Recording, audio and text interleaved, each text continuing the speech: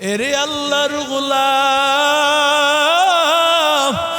এরে নবীর আশিক উম্মতের দল, আমার নবীর সাহাবী চাচা হামজা রাদিয়াল্লাহু তাআলা আনহুর সামনে কোনো কাফের দাঁড়াইতে পারে না, কোনো মুশরিক দাঁড়াইতে পারে না। হঠাৎ করে তিনি যাইতেছেন পাথরের পাশ দিয়া, এমন সময় ওই হিন্দা এমন একটা বর্ষা দিয়া হযরত হামজা রাদিয়াল্লাহু তাআলা এই নাভির মধ্যে আঘাত করেছে, তার উরু দিয়া পেছনের রাস্তা দিয়া বের হয়ে গেছে, জমিনে পড়িয়ে গেছে হামজা। হামজা জমিনের মধ্যে পড়ে যাওয়ার পর এরপরও হামজা চেয়েছিলেন ওয়াহশীকে মারার জন্য, না পারে নাই। এরে আল্লাহর গোলাম, এরপরে যখন হামজা দুনিয়া থেকে বিদায় হয়ে চলে গেল, ওই হামজার কলিজা বের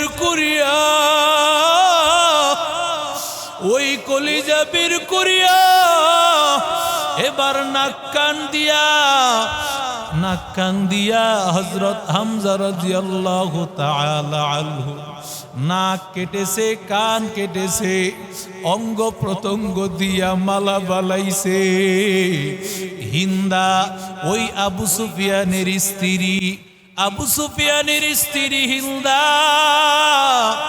আবু সুফিয়ানের স্ত্রী হিন্দা যখন তাকে মেরে ফেললো আর উল্লাস করতেছে, আর আনন্দ করতেছে রে ভাই, আনন্দ উল্লাসে মত্ত, আনন্দ উল্লাসে ব্যস্ত হয়ে পড়েছে। এরে আল্লাহর গোলাম, আমার মায়ার নবী রাহমাতুল লিল আলামিন হামজার ইন্তেকালে শাহাদাতে নবী সবচেয়ে বেশি কষ্ট পেয়েছেন।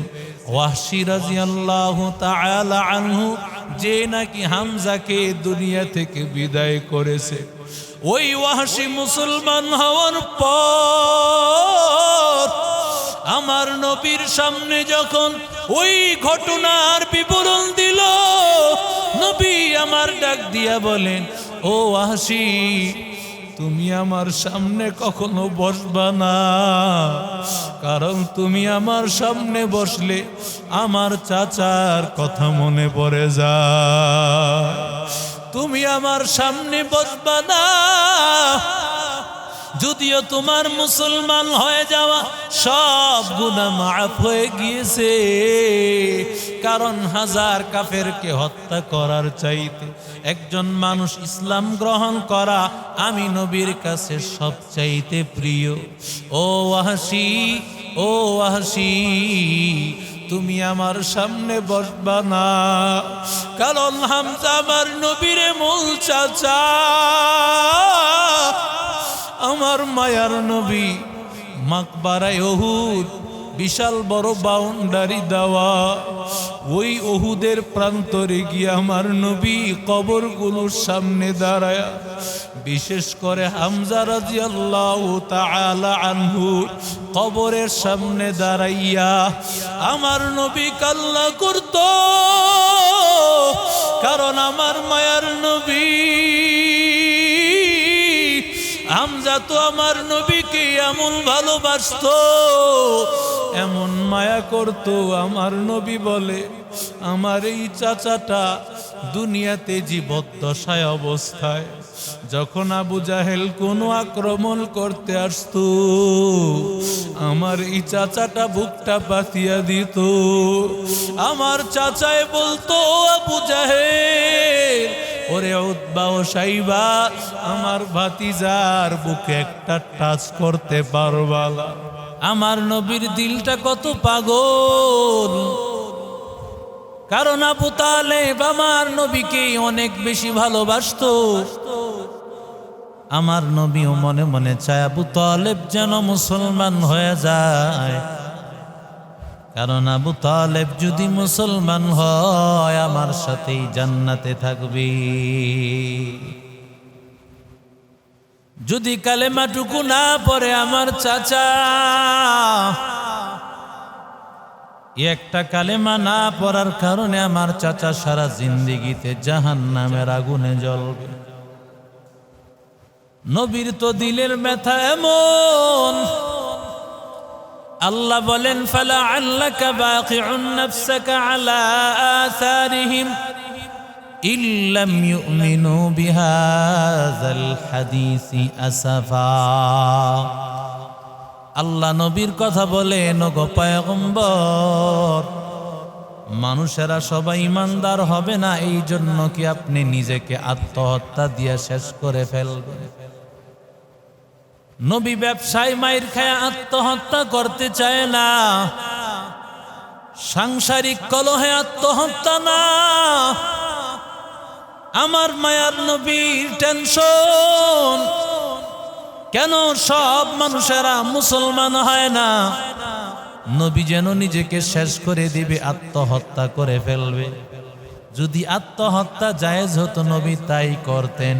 এতটা ব্যথা আমার নবীর দিলে, এতটা ব্যথা, সব মানুষেরা যেন কালেমার ছায়া তলে ইমানদার হয়ে যায়। এই ব্যথাটা নবীর সব সময় ছিল। এরে নবীর আশিক উম্মতির দল, আবু তালেবকে যখন এই কথা বললেন আমার মায়ার নবী, ওই সময় আবু জাহেল ডাক দিয়া বলে, ও মুহাম্মদ, ইন্তেকালের আগে বুঝি তোমার বাপ দাদার ধর্মের মধ্যে তুমি কালেমা লেপন করে তুমি দুনিয়া থেকে যাইবা? এরে আল্লাহর গোলাম, যাদের কপালে ঈমান নাই, শয়তান কতভাবে তাদেরকে ধোঁকা দেয়। শয়তান বলে তোর দাড়ির খিলাফ নাই, সুন্নতি জামা পরে লাভ নাই। এতদিন গুনাহ করেছে, এখনো শয়তান তারে কয় করিয়া যা, তোর মরণের পরে তোর সন্তানেরা হয়তো দান সৎকা করবে, তুই বেঁচে যাবি। না হয় এখন বয়স 45, 50, 55, মনে করতেছে আরো বাঁচবো, জীবনের শেষ মুহূর্তে আমি আল্লাহওয়ালা হয়ে যাব। এরে আল্লাহর গোলাম, শয়তান চায় মানুষকে জাহান্নামে নেওয়ার জন্য। কিভাবে মানুষকে জাহান্নামে নেওয়া যায়, এটাই শয়তানের সব সময় টার্গেট, সব সময় এই টার্গেট।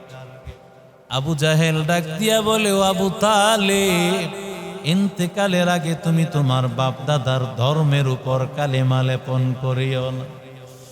আবু তালেব ডাক দিয়া কয়, ভাতিজা, আমার মনের মধ্যে ছিল বড় আশা, আমি কালেমা পড়ে মুসলমান হব, কিন্তু ভাতিজা আমি চাই না মরণের আগে আমি আমার ধর্মের উপর কালেমা লেপন করি। তোমারে আমি বড় ভালোবাসি, দিলের চাইতে আমার জানের চাইতেও বেশি, তবে আমি কালেমা পড়তে পারবো না।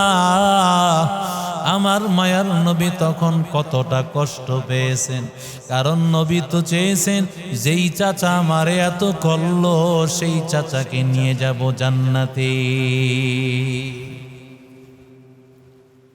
আবু তালেব ঈমান আনলো না,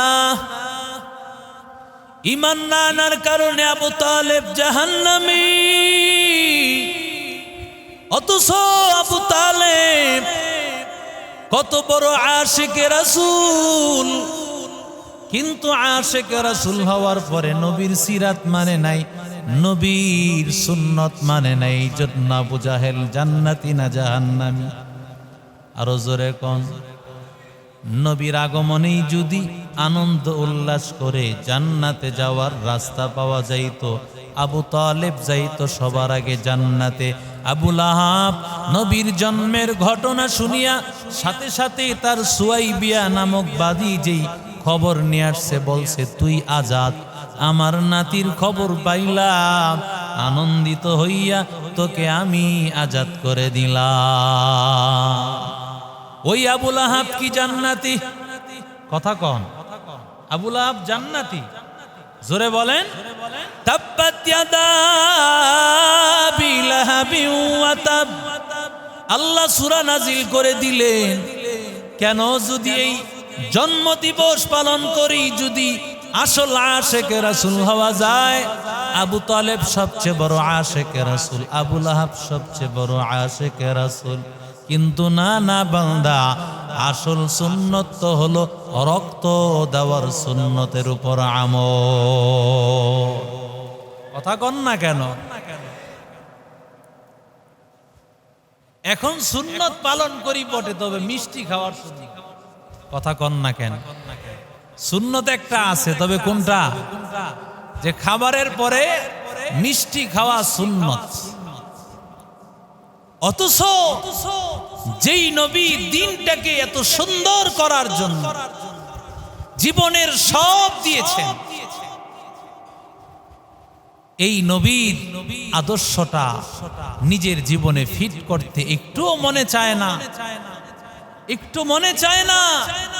ওই নবীর আদর্শে আদর্শবান হয়ে, ওই নবীর রঙে রঙিন হয়ে জীবনটাকে সুন্দর করি, যাতে চোখ বুঝতে দেরি হবে, জান্নাতে যেতে দেরি হবে না।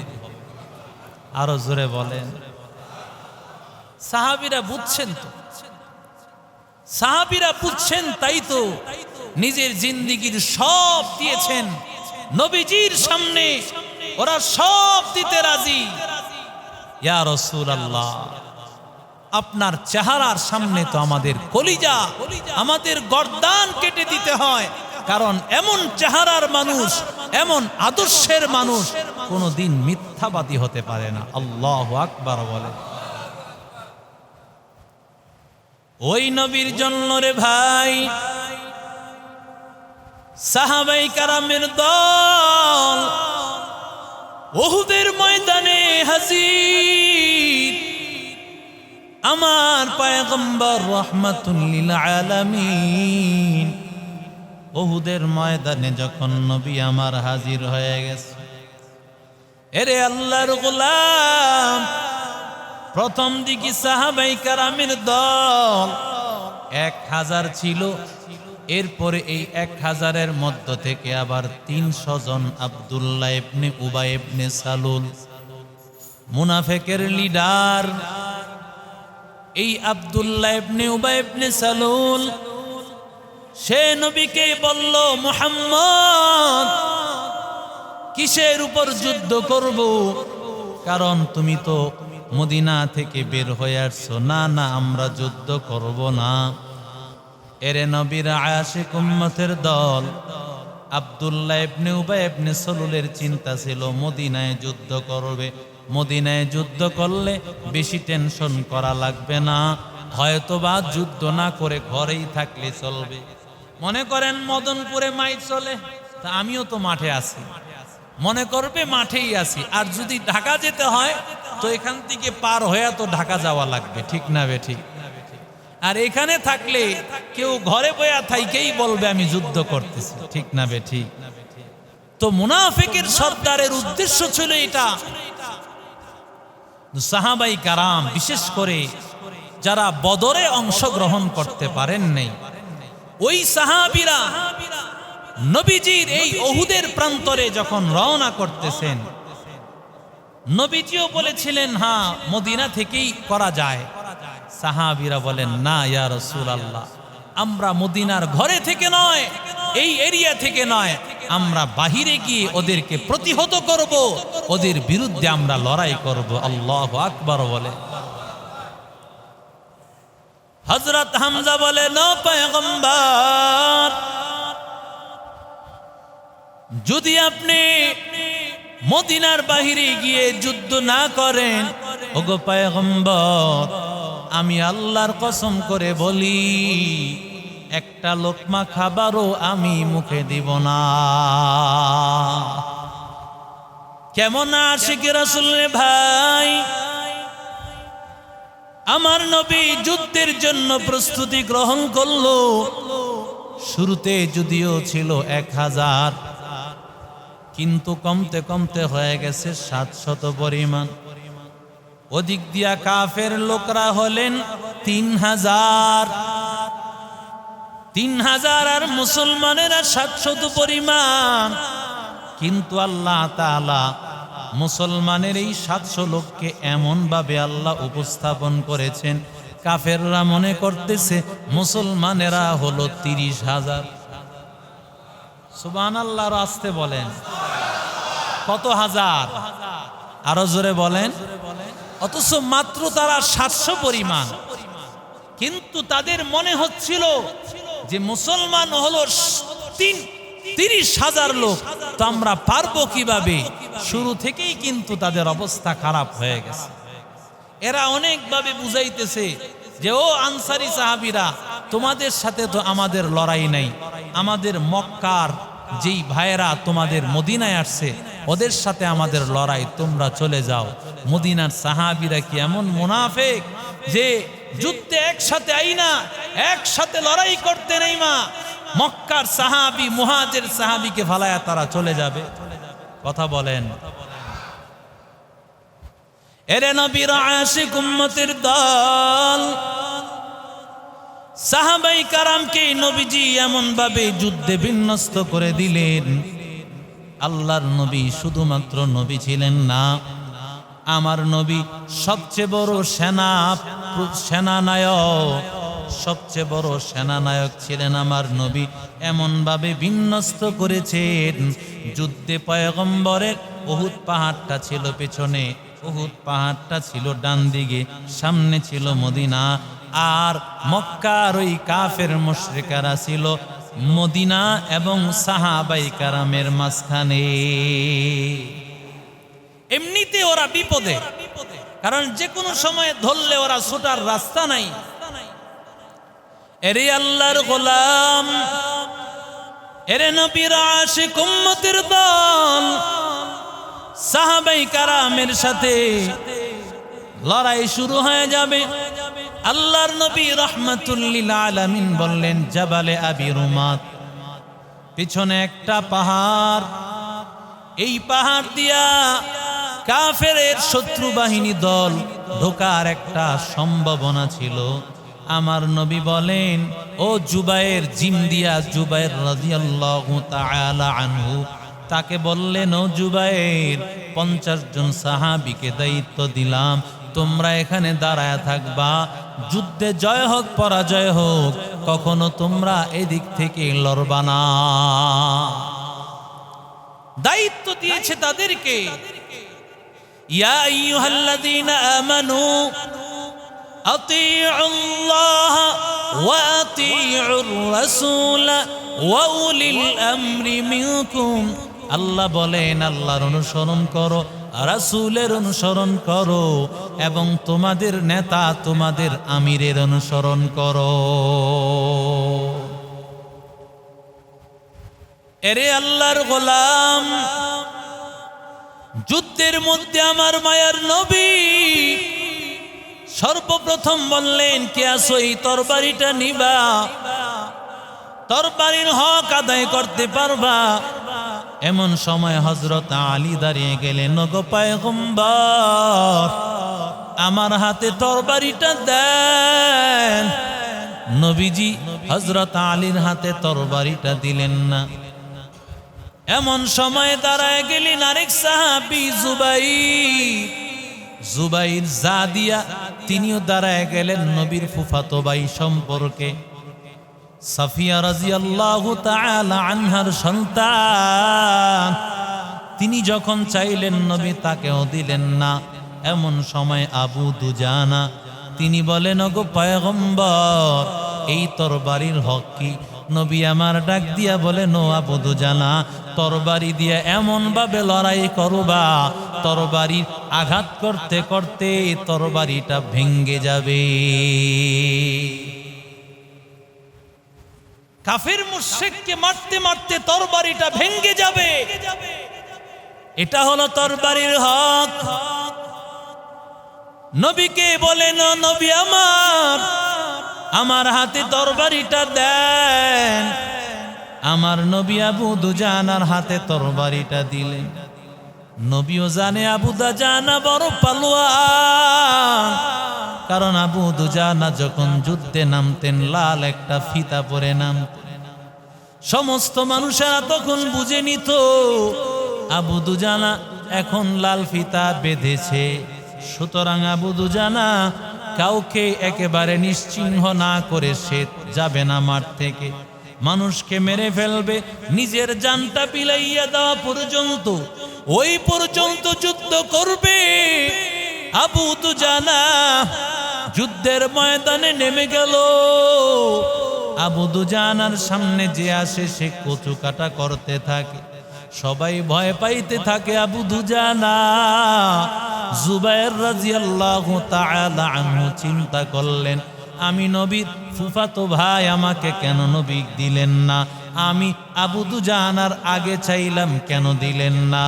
এবার জুবায়ের তাকাইয়া দেখতেছেন এক কাফের মুসলমান, যারা একটু আহত হয়ে যায় ওই কাফের গিয়া আহত মুসলমানকে নিহত করে ফেলে, এটাই হলো তার কাজ।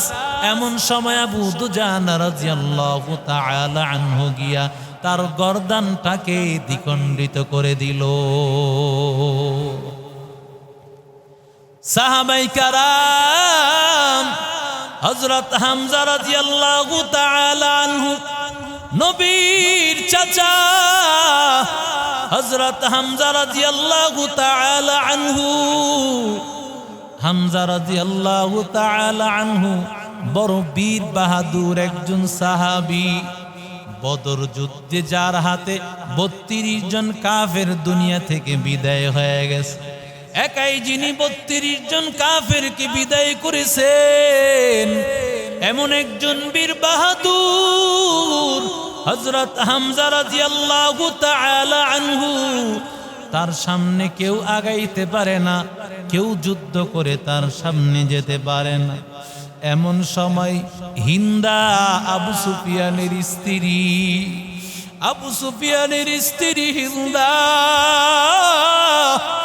আবু সুফিয়ান যখন বদরে নিহত হয়েছে, ওই আবু সুফিয়ানের স্ত্রী চিন্তা করেছে, হিন্দা, আমি হামজা রাদিয়াল্লাহু তাআলা কলিজা ছিড়ব, তার নাক কান দিয়া আমি মালা বানাইব।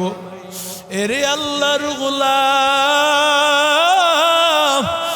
এরে নবীর আশিক উম্মতের দল, আমার নবীর সাহাবী চাচা হামজা রাদিয়াল্লাহু তাআলা আনহুর সামনে কোনো কাফের দাঁড়াইতে পারে না, কোনো মুশরিক দাঁড়াইতে পারে না।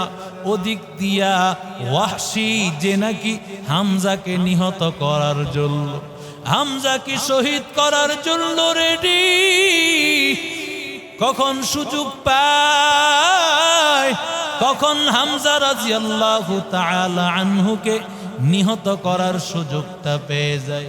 এই সুযোগের অপেক্ষায় অপেক্ষমান, অপেক্ষা করতেছে। এরে আল্লাহর গোলাম, অপেক্ষা করতে করতে এমন একটা সুযোগ চলে আসছে।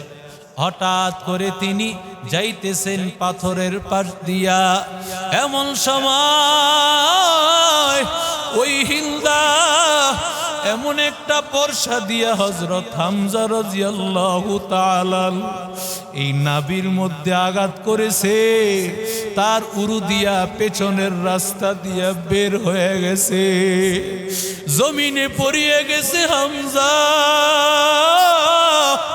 হামজা জমিনের মধ্যে পড়ে যাওয়ার পর এরপরও হামজা চেয়েছিলেন ওয়াহশীকে মারার জন্য, না পারে নাই। এরে আল্লাহর গোলাম, এরপরে যখন হামজা দুনিয়া থেকে বিদায় হয়ে চলে গেল, ওই হামজার কলিজা বের করিয়া, ওই কলিজা বের করিয়া এবার নাক কান দিয়া হযরত হামজা রাদিয়াল্লাহু তাআলা আনহু নাক কেটেছে, কান কেটেছে, অঙ্গ প্রত্যঙ্গ দিয়া মালা বালাইছে। হিন্দা ওই আবু সুফিয়ানের স্ত্রী হিন্দা আবু সুফিয়ানের স্ত্রী হিন্দা যখন তাকে মেরে ফেললো আর উল্লাস করতেছে আর আনন্দ করতেছে রে ভাই, আনন্দ উল্লাসে মত্ত, আনন্দ উল্লাসে ব্যস্ত হয়ে পড়েছে। এরে আল্লাহর গোলাম, আমার মায়ার নবী রহমাতুল লিল আলামিন হামজার ইন্তেকালে শাহাদাতে নবী সবচেয়ে বেশি কষ্ট পেয়েছেন। ওয়াহশী রাদিয়াল্লাহু তাআলা আনহু যে নাকি হামজাকে দুনিয়া থেকে বিদায় করেছে, ওই ওয়াহশী মুসলমান হওয়ার পর আমার নবীর সামনে যখন ওই ঘটনার বিবরণ দিল, নবী আমার ডাক দিয়া বলেন, ও ওয়াহশী, তুমি আমার সামনে কখনো বসবা না, কারণ তুমি আমার সামনে বসলে আমার চাচার কথা মনে পড়ে যায়। তুমি আমার সামনে বসবা না, যদিও তোমার মুসলমান হয়ে যাওয়া সব গুনাহ মাফ হয়ে গিয়েছে, কারণ হাজার কাফেরকে হত্যা করার চাইতে একজন মানুষ ইসলাম গ্রহণ করা আমি নবীর কাছে সবচাইতে প্রিয়। ও ওয়াহশী, ও ওয়াহশী, তুমি আমার সামনে বসবা না, কারণ হামজা আমার নবীর মূল চাচা। আমার মায়ার নবী মাকবারায় উহুদ, বিশাল বড় বাউন্ডারি দেওয়া, ওই উহুদের প্রান্তরে গিয়ে আমার নবী কবরগুলোর সামনে দাঁড়ায়, বিশেষ করে হামজা রাদিয়াল্লাহু তাআলা আনহু কবরের সামনে দাঁড়াইয়া আমার নবী কান্না করত, কারণ আমার মায়ার নবী হামজা তো আমার নবীকে এমন ভালোবাসতো, এমন মায়া করত। আমার নবী বলে, আমার এই চাচাটা দুনিয়াতে জীবদ্দশায় অবস্থায় যখন আবু জাহেল কোনো আক্রমণ করতে আসতো, আমার এই চাচাটা বুকটা পাতিয়া দিত। আমার চাচায় বলতো, আবু জাহেল, ওরে উতবা ও সাইবা, আমার ভাতিজার বুকে একটা টাচ করতে পারবা না? এরে আল্লাহর গোলাম, এরে নবীর আশিক উম্মতির দল, আমার মায়ার নবী রহমাতুল লিল আলামিন নবী আমার কত কষ্ট করেছেন রে ভাই। এরে আল্লাহর গোলাম হানজালা রাদিয়াল্লাহু তাআলা আনহু যখন আল্লাহর নবী রহমাতুল লিল আলামিনের সাথে কাফের মুশরিক বেঈমানদের সাথে যুদ্ধ চলতেছে, যুদ্ধে তো কাফেররা পরাজয় বরণ করেছে। ওদিক দিয়া হঠাৎ করে ওই 50 জন সাহাবী যাদেরকে নবী আমার জাবালে আবি রুমাতের মধ্যে নবী দায়িত্ব দিয়েছেন, এখান থেকে নড়বা না, যুদ্ধে জয় হোক বা পরাজয় হোক নড়া যাবে না। আমি নবী নির্দেশের আগ পর্যন্ত কিছু সাহাবাই কারাম, যখন সাহাবাই কারামেরা দেখলো কাফেররা ভাগতে শুরু করেছে, গনিমতের মাল মুসলমানেরা নিতেছে, ওই সময় সাহাবীদের কিছু কিছু সাহাবীরা বলতেছেন, যুদ্ধে জয় হয়ে গেছে, এখন থাকার দরকার নাই। সাহাবীরা চলে যেতে চাইলেন, জুবায়ের বলেন, না না, তোমরা যাইও না, কারণ নবী আমার বলেছেন যুদ্ধে জয় হোক পরাজয় হোক যাওয়া যাবে না। আমিরের এতাত কত বড় দামি জিনিস, কত বড় দামি এক সম্পদ। আল্লাহর নবীর এই কথা না মানিয়া সাহাবাই কারামের 40 জন সাহাবী চলে গেল। এই 40 জন যাওয়ার পরে মাত্র আছেন 10 জন। 10 জন আর কি যুদ্ধ করবে? খালিদ বিন ওয়ালিদ যখন দেখেছে মাত্র 10 জন দাঁড়ায় আছে, খালিদ বিন ওয়ালিদ এদিক দিয়া মুসলমানের উপর হামলা করেছে, 10 জনকে শহীদ করিয়া মুসলমানের মধ্যে হত্যা শুরু হয়ে গেছে, মুসলমানকে শহীদ করা শুরু হয়ে গেছে। এরে আল্লাহর গোলাম, আমার মায়ার নবী রহমাতুল লিল আলামিন, আমার মায়ার নবী আল্লাহর নবী রহমাতুল লিল আলামিনকে হেফাজত করার জন্য সাহাবাই কারাম অনেকেই নবীকে সেফটি দিয়েছে, যাতে করে নবীর উপর কোনো আঘাত না আসে।